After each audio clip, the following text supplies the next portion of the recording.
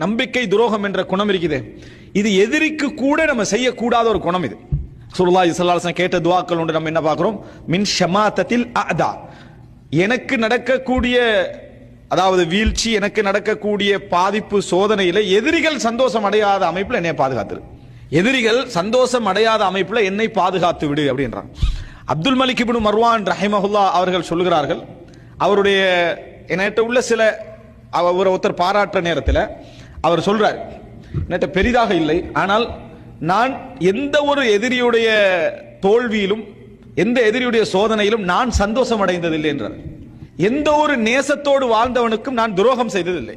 வலா ஹுன்து தாவுத்தீன் வலா ஹுன்து தாவுத்தீன் வலா ஷமத்து பிஅதுவின், எந்த ஒரு நண்பரோடு நான் துரோகம் செய்ததும் இல்லை, அதே நேரத்தில் எந்த எதிரியுடைய வீழ்ச்சியிலும் நான் சந்தோஷப்பட்டதும் இல்லை அப்படின்னு சொல்றார். அப்ப ஒரு சிறந்த பண்புகள்ல ஒன்றாக அவர் என்ன செய்யறாரு, அதை சொல்லி